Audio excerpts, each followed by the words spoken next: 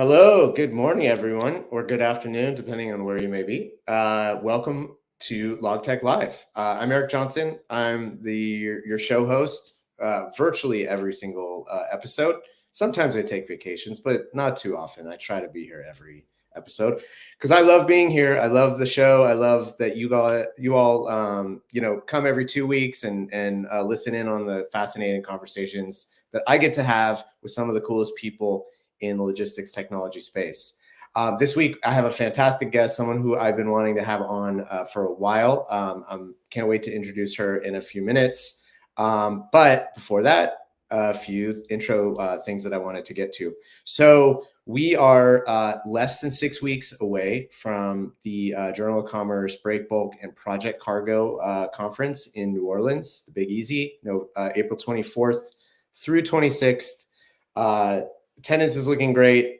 This is really the preeminent show for this part of the logistics industry. It's super specialized. Obviously, not everybody moves gigantic things that don't fit in containers, but it's an absolutely critical part of the global logistics industry. All of the things that you see, things like wind turbines and giant electrical projects and huge construction projects don't happen without the people who make this happen on the project and break bulk side of things. So I'm leading a session that's diving deep into the technology piece of the project and break bulk space. So really excited for that. Really excited to be on site and meet with all the people in this part of the industry. Also, I mentioned this last episode. I'm going to mention it again now because by the time our next episode happens, this will be live. But I want you to save the date, March 25th, the Journal of Commerce Inland Distribution Conference, or we're just calling it Inland 24 this year it's less wordy, launches on March 25th, which is 10 days from now. It's going to be a very interesting event this year. I'm taking a big part in building out the tech programming, but more than that, we have big plans to expand this event into something bigger and better than it's ever been.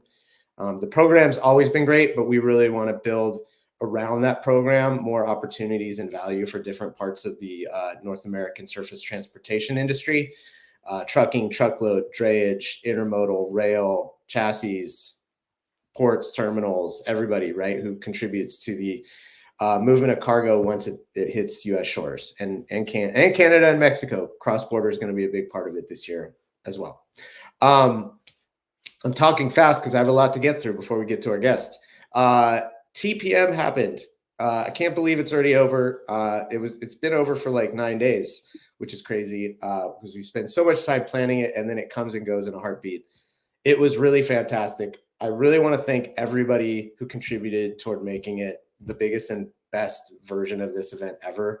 We had record attendance. We opened up an entirely new space in the Long Beach Convention Center, which seemed to work pretty well considering there was a lot of new stuff that even us JOC, editorial people who've been to this event a million times, we were also kind of figuring out where things were for the first time. So there was a lot more space for people to work with. And that meant even though we had record attendance, people weren't, on top of one another like they were in 23. Also touched on a bunch of different, key topics that are affecting global supply chains this year. Geopolitics now is not a once in a while dynamic that global logistics managers have to face. Now it's pretty much an everyday facet of their job. We had fantastic speakers on that. We talked a lot about the Gemini cooperation, which is the new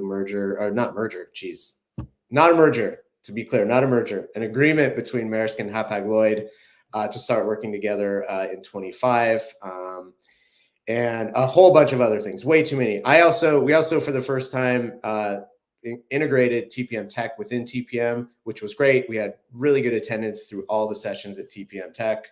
Talked about real processes, not about digital transformation, kind of abstract notions, but actually like real tech addressing real problems. You may have heard, I wrote about it on LinkedIn. Other people posted about it. I actually had a penalty jar on stage. If you said digital transformation, if you said blockchain, if you said AI and ML, you had to put a donation into the jar, and then we donated to the blended pledge that Let's Talk Supply Chain, Sarah Barnes Humphrey, is leading. So it was all, it was all in good fun, but it was really about focusing people on what really mattered to TPM attendees, which is not kind of abstract notions of digitization, but it was actually like they have day jobs, they have processes. How do you improve those, make those easier, more efficient? All right, I told you I'm talking fast this week. I had my coffee. Let's just jump into some stories that caught my attention this week or that I wrote about. First one, just posted this yesterday. CMA CGM, interesting development. They announced on Wednesday that they were going to be launching essentially like a frequent flyer or a hotel chain type loyalty scheme that's associated with their digital spot rate quoting tool. That's an instant quoting tool. It's called Spot On. So essentially, the more you use that, you move up tiers. There's 4 tiers, similar to, your airline status. The higher the tier, the more perks you get. The one they mentioned initially is that you could use points to get discount on or to pay part of your invoice that you owe to them. So that's obviously savings. I think longer term, the benefit to CMA, wrote a little bit about this in the story, is they start to get structured data around small to mid-sized shippers that aren't moving, tens of thousands of TEUs per year, but maybe moving 1 to 10 a month. They start to get structured data about those shippers and also their shipping patterns and behaviors and where they're sourcing from. So very interesting. Actually feeds in a little bit to what I'm going to be talking about with our guest today. So same type of target market on that. So also came to find out overnight that OCL launched a similar scheme in end of 23. So CMA is not the first. I don't think I said they were the first. I just sort of wrote about this, but it will be interesting to see if other lines sort of jump in as well and attach a loyalty program to their instant quoting capability. Next story to highlight. This happened literally the first morning of TPM. So it's not a long story, but I just thought it was interesting to sort of wrap a bow a bit on the Slink saga, which anyone who's been watching the show for any period of time knows we've covered quite a bit. So Slink's founder indicted, then convicted in January of misappropriating some money for personal benefit, I guess is maybe the legal way to put it. In the meantime, the company shut down, declared bankruptcy, but the tech was still kind of hanging out there.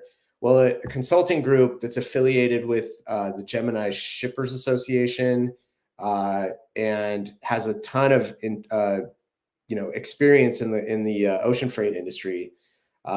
That group ended up buying the IP and the technology from Slink, and they're going to sort of ally it to what they had been building. There are a whole bunch of tools that they build for their customers and that the Shippers Association members can also use. So I think the overwhelming sentiment has been from people associated with Slink is it's nice that tech didn't just sort of evaporate. Eventually, evidently, it was quite good. It's just it needed to be in safe hands, and so hopefully this plays out well and it ends up being a good outcome for the tech that a lot of people spent a lot of time building. So last story I wanted to highlight, my colleague Greg Noller wrote about DP World this week, really going all in on adding a freight forwarding network to their network of terminals around the world. They have a whole bunch of different services around trade facilitation, and they even offer technology that also gives instant quotes to forwarders and shippers. Very interesting to see terminal operators kind of really diversify. DP World also runs a couple feeder container lines that kind of channel volume into their flagship terminals.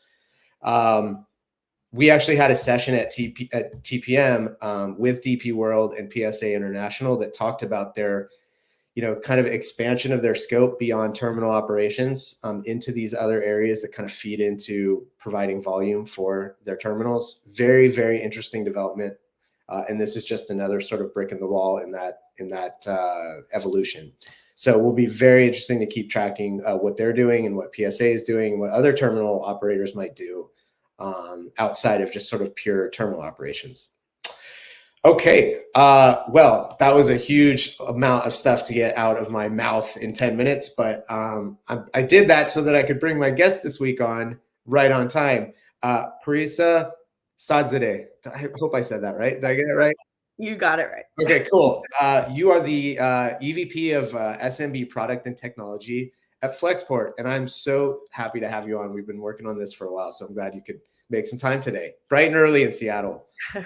Yeah, happy to be here. And my job's kind of evolved since the last time we talked. Before I was just small business. Now I own Omnichannel fulfillment as well. Oh, Omnichannel, yes, absolutely. I think we have that in the thing. So yes, it's hard to keep track of people.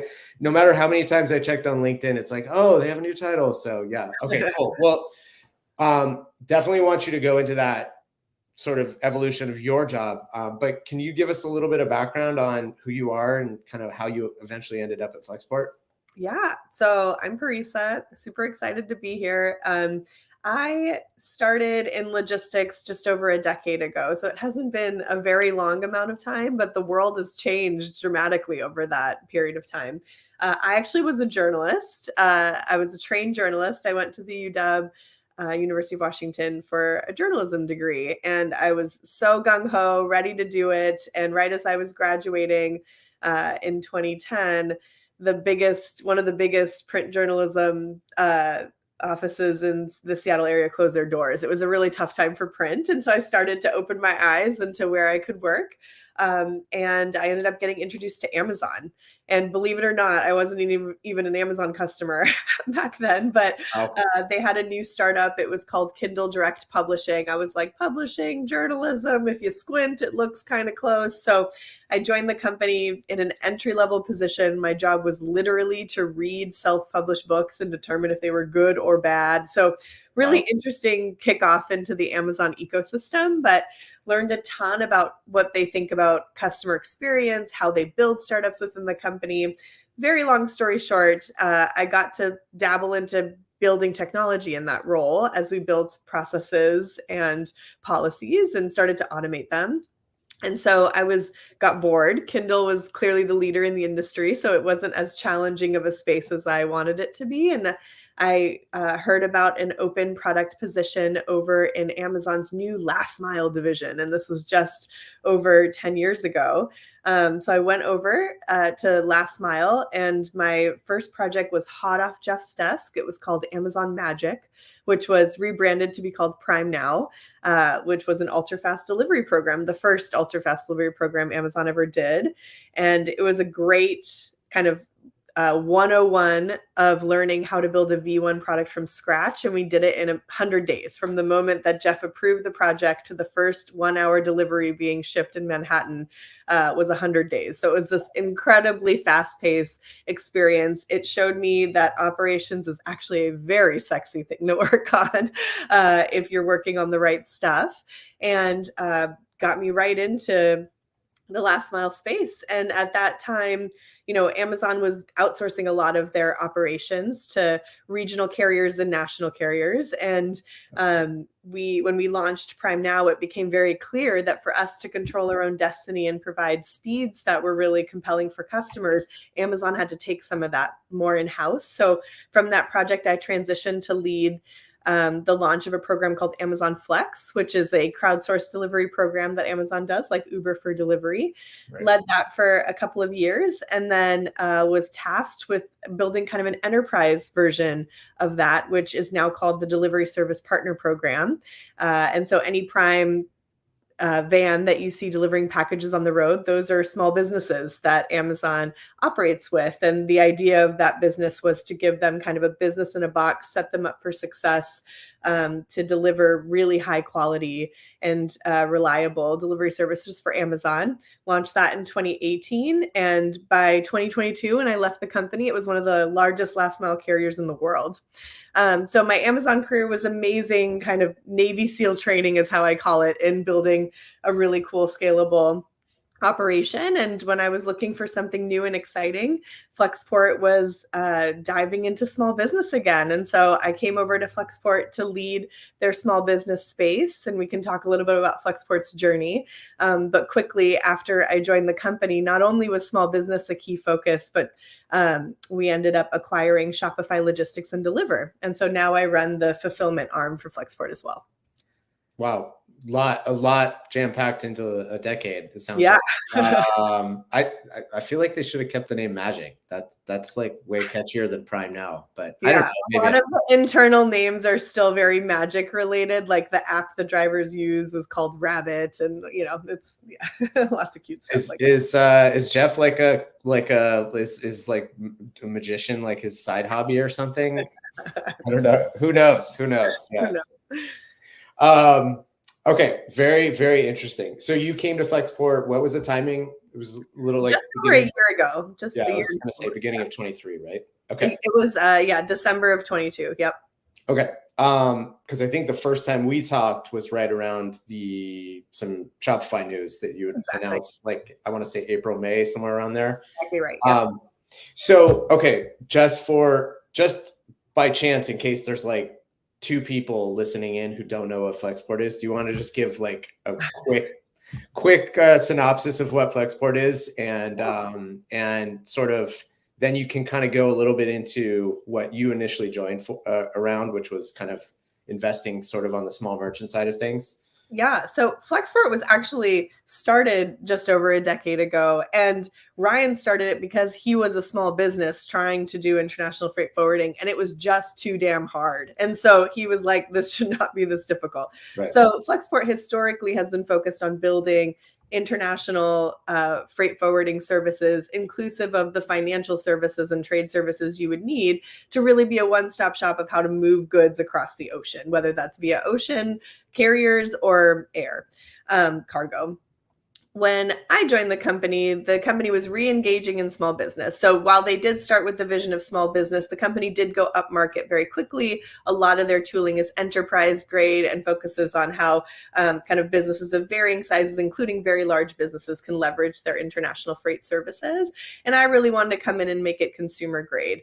With the extension of Shopify Logistics and Deliver, really Flexport was able to, over the past year, become not just an international freight forwarder, but be able to hand those goods once they actually enter the domestic land and move them all the way to the end customer. So we like to say we go from factory floor all the way to customer door now with the fulfillment services that we're able to do. And we also acquired the assets of Convoy. And what I really think is compelling about that acquisition is now Flexport both is focused on enterprise grade solutions for moving goods from factory floor to customer door. With the acquisition of Deliver and Shopify Logistics, we built a lot of consumer grade technology that focuses on self-serve and small business. And then with the acquisition of Convoy's technology, you now have carrier facing tech. And so this notion of how you can really build technology solutions for every player that operates in the supply chain is what Flexport's all about. And we're trying to really become a one-stop shop so that businesses of all sizes can leverage the Flexport platform and the suite of services we have to move their goods around the world. Yeah, I think as you were describing that, a lot of people, you can imagine the number of conversations I have with, any number of technology providers, and whether they're 3PL based technology providers or sort of like pure SaaS, they all talk about like when the logistics industry will actually move to like a platform sort of approach, as opposed to like a bunch of sort of discrete relationships between 30 different partners, right? So it sounds like you are trying to build that platform that people will naturally gravitate toward. Is that? Yeah, I think I'm going to use one of the terms that I would have had to put in the swear jar, but I do think digitizing the supply chain is actually one of the most important things that anyone who works in logistics needs to be thinking about, and inclusive of governments, because usually they're the ones that make some of this actually kind of hard to digitize. But what I think Flexport understands really well is that the global data of movement of goods has pockets of visibility that are very, very poor. And in fact, international freight forwarding was one of the ones that was, to this day, sometimes still done on paper or through phone calls or through email. And so really building the digital foundation so that you actually can track the movement of a product from the moment it's produced to the moment it gets handed off to the consumer who wanted it is still very almost too hard to do. And I think bridging all of the logistics services, we counted when we launched our small business solution, at least 20, like at a minimum.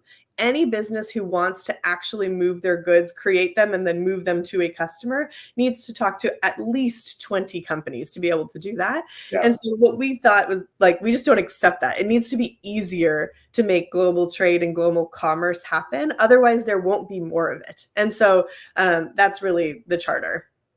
So very interesting. So because it's actually a little bit unclear in my mind, even though I've written about this, but certainly in people who aren't following it that closely, can you just like in 2 minutes summarize because you talked about the Shopify and the Deliver sort of acquisition and integration into Flexport. Can you walk people through the sequence of how that all went about? So Shopify acquired Deliver. Yes. Then sold off that piece of it to Flexport, right? Is that correct? Yes, that's right. I won't get my dates totally right, but no, just ballpark. It doesn't have to be like, Yes, a year before we bought it, Shopify had bought it. Right. And the reason Shopify bought it, and this is actually not a very unique trend. You're going to see, I'm just going to put my crystal ball out and say, I bet you TikTok and Shein and all these other big marketplace-like providers are going to start doing this too. But they realized that one of the key long poles to success for their small businesses was logistics. And that they were struggling to manage their logistics costs. And so they knew they needed to be part of that solution to be able to truly become this democratizing platform that Shopify wants to be and is in a big way. Yep. So they bought Deliver, which was one of the key kind of technical fulfillment solutions that was available in the US. But over the course of that year, one, they realized logistics is very hard. And two, they realized, and I'm using Toby's words, that it was a side quest and not a main quest for the company, which is also a really smart way of prioritizing. Like, we have X number of resources. We need to focus them on the things we do best rather than try to teach ourselves something new. So Toby reached out to Ryan and we immediately were interested. Extending Flexport's kind of capabilities was always in his vision when he launched the company. Yep. And then I had the opportunity to help lead that acquisition. And so it was, pretty quick. We chatted. Our goals were very much in line of what we wanted to accomplish with the acquisition. And we were able to bring on the fulfillment capabilities. And I think what's important and unique about what we brought on, and the reason my title is called Omnichannel Fulfillment, is we aren't just focused on D2C, which a lot of fulfillment providers are focused on. We also enable B2B growth. And so really, even when it was at Shopify, but especially now at Flexport, these services are intended to help merchants of all sizes sell in all the places they want to sell. So whether that's Amazon and Shopify and Walmart and kind of whatever next big marketplace comes up, we enable the ability to sell in all those places. So it's not just like a storefront, a small storefront that uses Shopify, or small merchant that uses Shopify as its storefront and struggles with, like, doesn't have expertise on fulfillment, you could also, if you're a large retailer, or manufacturer, you could funnel some of your volume through the fulfillment network that you guys have created to get to those endpoints. Is that exactly the way to think about it? Is if you wanted to sell a lot of, like, Amazon's one of the largest seller marketplaces in the world. And a lot of their fulfillment services historically were focused on how to fulfill for Amazon. So they have this FBA program, and it makes it very seamless to sell on Amazon, but it doesn't help you at all in selling in other places, which makes sense. Amazon will focus on helping you sell on their own store. They're starting to think about ways to support other marketplaces, but they'll always prioritize their own. Right. So the idea was that we wanted to be an agnostic platform that enabled you to not have to think about managing different pools of inventory for all the places you want to sell, because that's really how it works today, especially for small merchants who don't have logistics know-how. It's incredibly scary to go from delivering just for Amazon to try just even one other marketplace, because Amazon has super stringent rules. If you mess up how you're fulfilling for them, they can shut your store down. Right. And so we've noticed a lot of merchants don't even experiment with different marketplaces because they have to manage different pools of inventory. So the idea is that our fulfillment centers host your inventory, and then you tell us, and we can even suggest to you, I want to sell it in XYZ marketplaces. And we have integrations with over 30 different e-commerce marketplaces, as well as large retailers like Nordstrom and Costco. So you can say where you want to sell to, and we'll make sure that we handle the logistics know-how of that handoff, so your stores don't get impacted. Very cool. What would you say? I know your focus has been on the SMB market, but factoring in that Flexport also caters, as you mentioned, to large enterprise shippers. What would you say are the biggest struggles that the smaller end of the market tends to face that bigger shippers don't even think about, maybe even? Yeah, well, I think bigger shippers just have bigger pocketbooks. So the one thing to kind of start at the macro level is they can manage mistakes much more seamlessly than a small business can. And when you're shipping internationally, sometimes those shipments take 30, 60, 90 days to get across the water. If that's your entire inventory for a quarter, if that's delayed, gets lost, damaged in some shape or Goes form. overboard. Yeah, well, exactly. Like that's a quarter's worth of earnings for that small business. Whereas larger shippers have stuff just kind of moving across the ocean at a constant pace. So kind of the pocketbook thing makes all the stakes much, much higher. But the other basics is these larger shippers typically have a operations team or somebody focused on just ocean logistics and just domestic fulfillment. These small businesses don't have, the capabilities to resource their teams that way. And so they often are outsourcing to a very high extent. And what we noticed, especially when I was integrating international freight solutions with the domestic fulfillment solutions we had acquired, every small business I talked to was like, this is what I was looking for. But the barrier to entry was very high because they typically had their manufacturer doing a lot of international logistics for them. And it was a black box. And so they were like, I don't even know how much it costs. Like, you're explaining all the costs to me in a much clearer way than I've ever seen before. And so I think a lot of small businesses also outsource to the point where they're not managing the supply chain to an extent to be able to know these are the defects that are happening. This is how much time and money is wasted in this leg of the supply chain, and so on and so forth. So really, we focused a lot on not just building great solutions, but building education around why these solutions matter. Yeah, that's a very interesting point. I mean, I know in dealing with a lot of large shippers, I think like we shouldn't underestimate how much they also struggle with like understanding what cost of goods, and landed costs and all those things that, like, I mean, yes, there's more wiggle room for them and they can afford a mistake or two, but they also, like, the stakes are so high if they get it wrong also, Exactly. right? So it may not be existential to the business, but it may be existential to their job. Exactly. So I think that's a super interesting part of this that I think small to large all kind of struggle with in their own ways. What on the fulfillment side specifically, are there challenges that small shippers have that larger shippers don't, or once it gets to like a distribution center, things kind of democratize a little bit in terms of those challenges? Well, a little bit. It's a little bit better than the international side of the world. The one thing I will say is access to fast delivery becomes much harder when you're small. And so we have, for instance, a parcel product for last mile shipping. And the reason why a parcel product with an aggregator like us matters is because you go to UPS as a small business, they're going to give you very, very different prices than they're going to give us, who can aggregate all this small business volume together.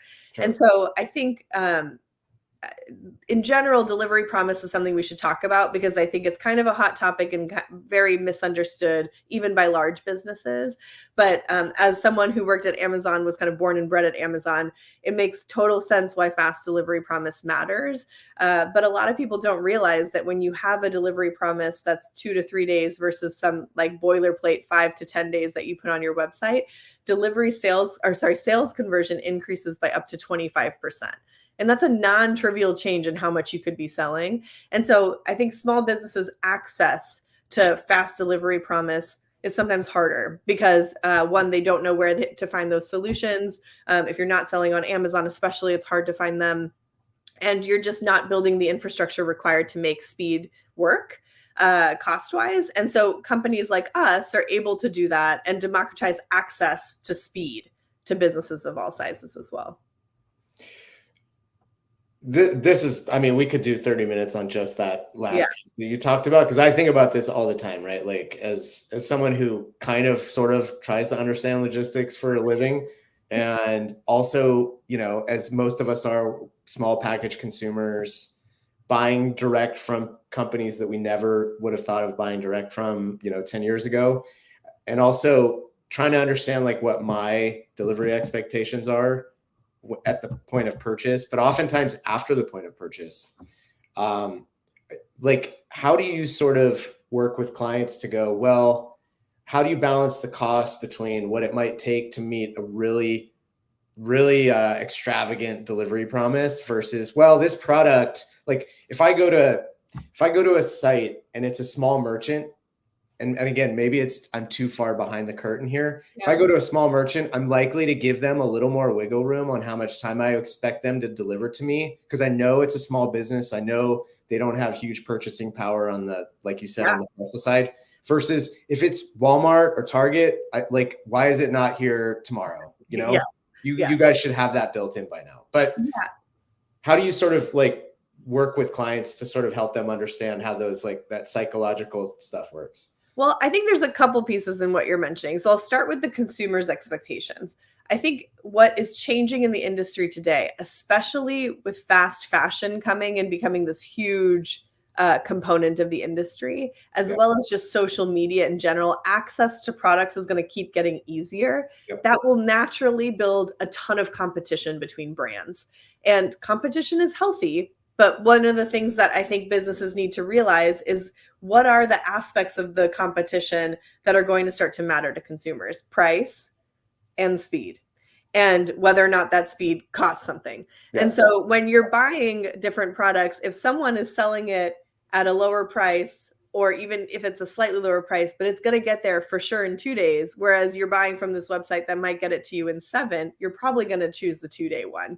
And so I think the access to speed becomes even more important in the context of the world of TikToks, becoming a big thing. For now. Yeah. Yes. Well, I mean, TikTok's just one example. Like there will be much more. So I just want to clarify, I think consumer expectations are just going to continue to get more aggressive, even for small businesses. But helping merchants think through why speed matters is one of the things we try to do through our technology. We have something called fast tags that you can actually put on top of any different kind of e-commerce presence that you have. So as an example, Shopify's version of a fast tag is Shop Promise. Amazon's version is Amazon Prime. Walmart has one as well that we actually power.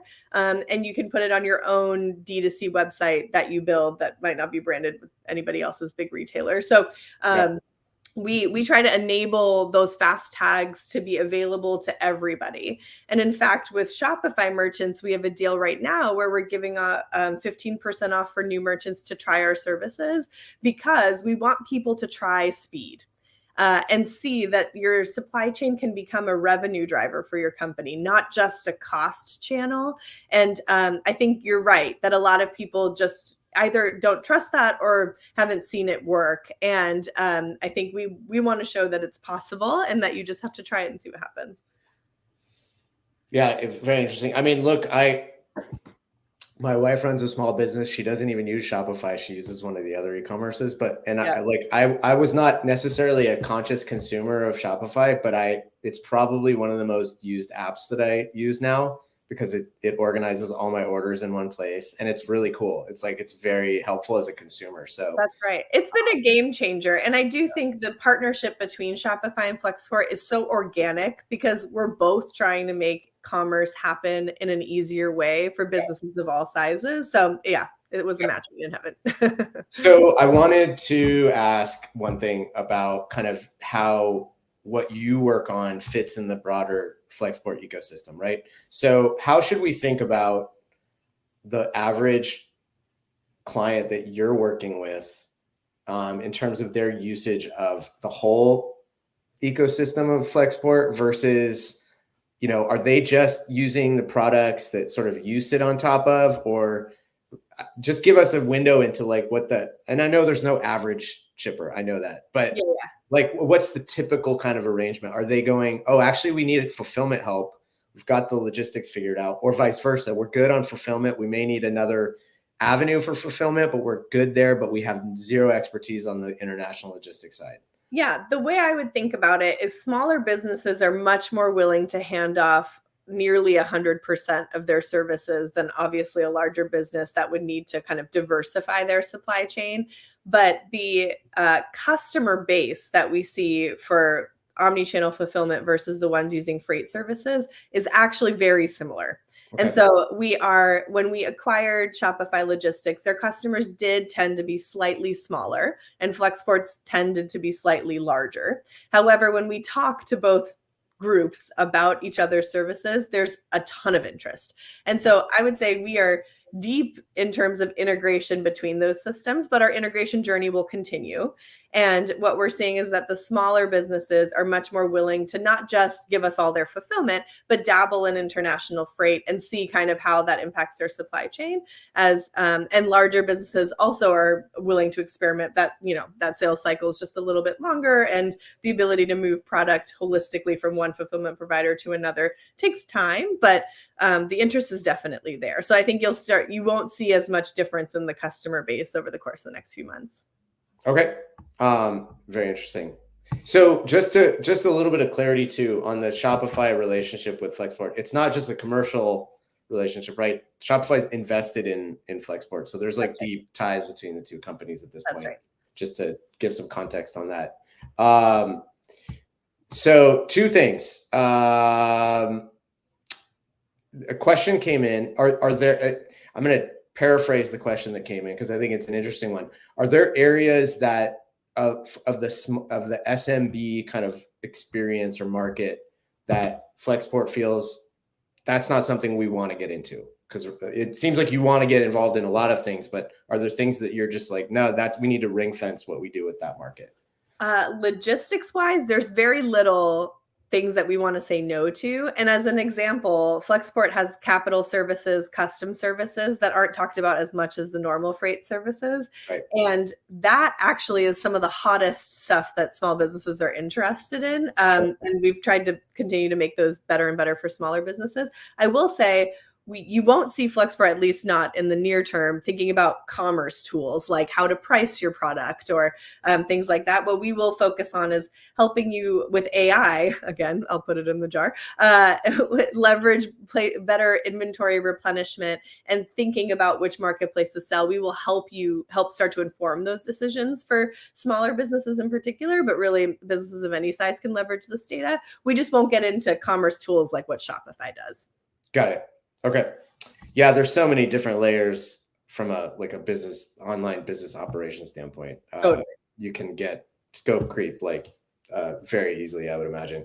Mm-hmm. Okay, I have two more quick questions and then my last wrap up question that I asked to every guest. But and I just lost the train of thought on the first one, so I ask you this one. The last 6 months, there's been a lot of scrutiny around Flexport as a whole, obviously with Ryan coming back. Can you give us a little window into what it's been like since he's come back? Yeah, I mean, Ryan founded the company. He's obviously very passionate about the success of the company. The biggest thing that I will say the focus now is, and really engaged based on kind of Ryan's direction, is building a strong foundation for scaling in the future. And so, the company acquired Shopify Logistics. That was a huge acquisition. The company's now acquired Convoy's assets. Again, a big acquisition in terms of assets being added to our portfolio. And so really the goal is that each of us business leaders, I run fulfillment, Bill Driegert runs, the trucking side, and then there's a suite of leaders on the international freight side. each of us are focused on getting to profitability for these businesses so that we have a solid foundation of not just technology, but business kind of capability, so that the integration of these systems and the flywheel of kind of growing these businesses can happen in a big way from there. Yeah. And just to tie it back to Inland, which I had mentioned earlier, Bill is actually going to be doing a keynote at Inland in October. It's the end of September, early October. So we just confirmed that this week. So yet another reason to attend Inland in fall. I remember the question I was going to ask. How can you contextualize how big e-com can become? I asked that because, and again, this is like very much feelings, not necessarily facts, just judging by what I see, what we've done in our household.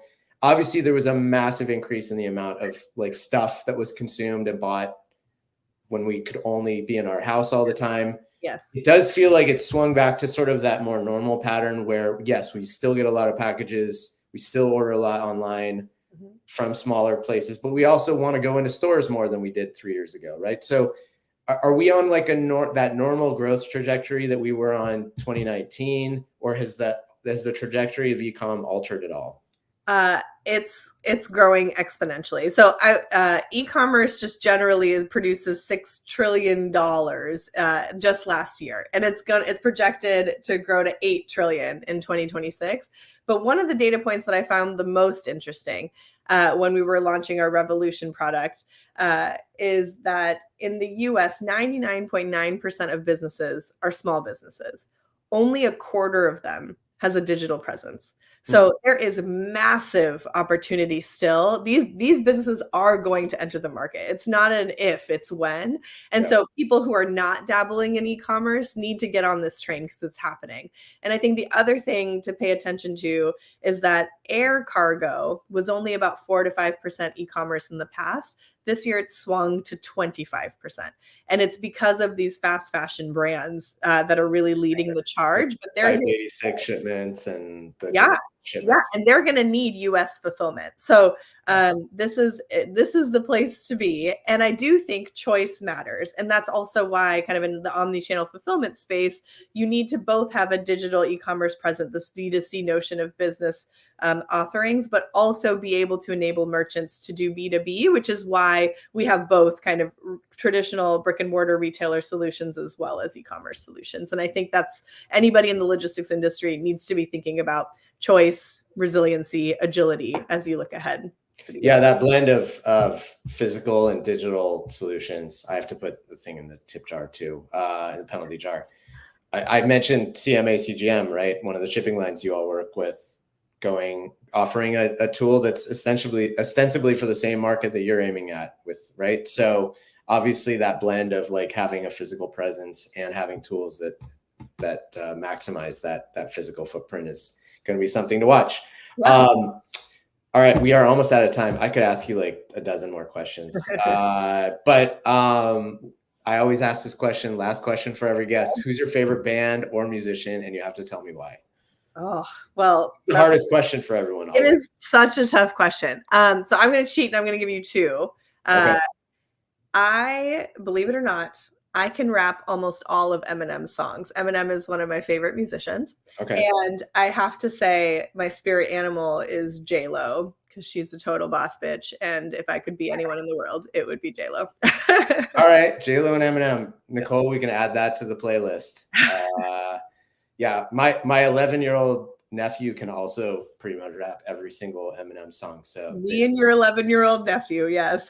Yeah, it's he stood the test of time for the latest generation. So, oh yeah, cool. Those are good ones to add. Parisa, it was awesome to have you on. This was like better than I was even hoping for. So thanks for making time today. What's the best way people can reach you? Parisa@flexport.com. Cool, and you're on LinkedIn too. Assume, right? Yeah, of course, like everybody else in the world. Cool. Well, thank you again. It was great to talk, and hopefully see you soon. Sounds good. Yeah. Bye, everyone. Or bye, Parisa, I should say. Not you all stay for 2 more minutes. All right. Fantastic conversation. Very interesting part of the Flexport, budding empire. All right. Dad joke of the week time.